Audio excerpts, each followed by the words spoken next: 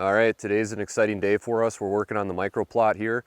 Last year we came in and we pushed off this whole micro plot with the dozer, but what that ended up doing was creating embankments of dirt mixed with timber.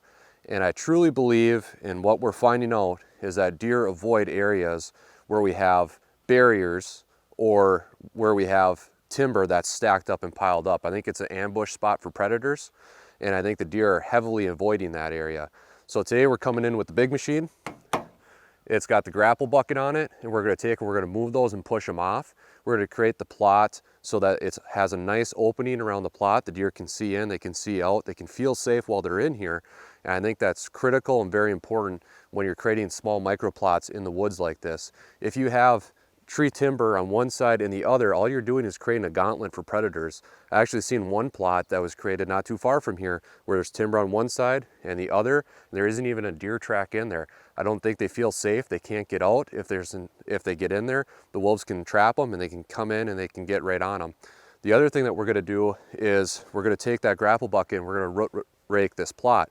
The dozer did a great job pushing the timber off, but that happens when the dozer does that is it takes the root balls with the dirt with it.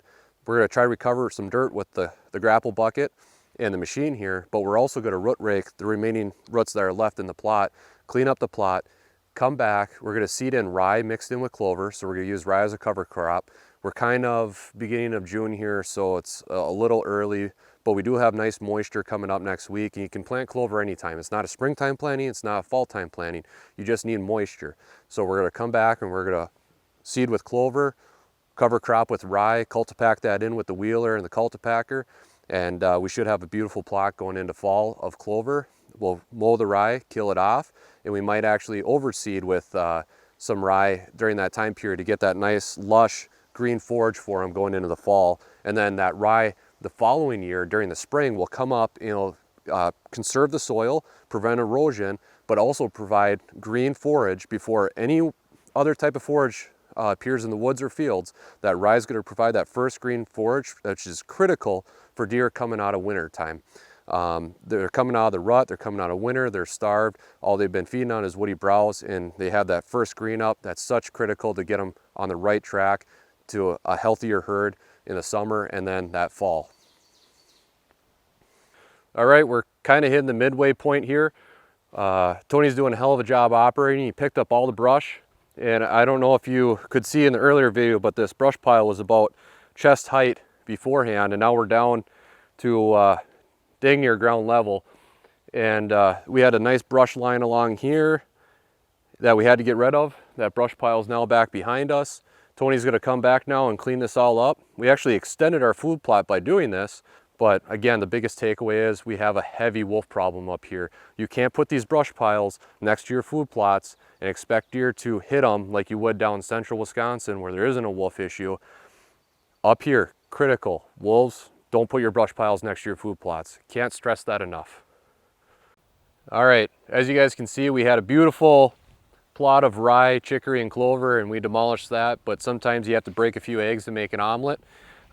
This plot now has a whole different feel, just completely different feel. You walk into this, it's open, it's not as constrictive, there isn't the brush pile on the south side and north side like there was before. All the brush is out in the corner over here, and man, what a difference. I know the deer are going to come into this plot, they're going to feel safe, they're going to be able to look around and see out of it and into it.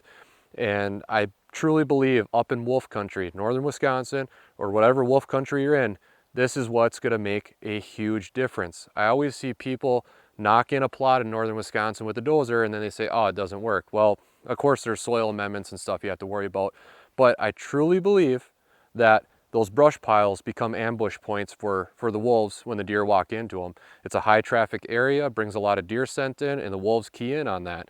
Now, the wolves aren't going to be able to ambush the deer as easily in this type of plot. So I can't wait to see what the pictures are going to do this fall. I can't wait to see what the deer movement's going to be. Hopefully we get a lot more buck movement through this fall. We really didn't have much for buck movement, even though this plot's on a nice oak ridge lying on a creek bottom. I'm really excited. I think this is going to work. We're going to come back with a disc or a tiller. We're going to till it up, flatten it out, cultipack it, plant it with rye grain, and clover. So the rye is going to be the cover crop and the clover will be our perennial plot next year. Can't thank Tony enough for bringing the skid steer with the grapple bucket. What a game changer. If you guys are looking to make a plot like this or opening up a plot or remove brush piles, I would highly, highly recommend a skid steer with a grapple bucket. What an amazing machine to watch work, and what an amazing machine just overall for this type of work. I hope you guys enjoyed this episode. Thank you for watching.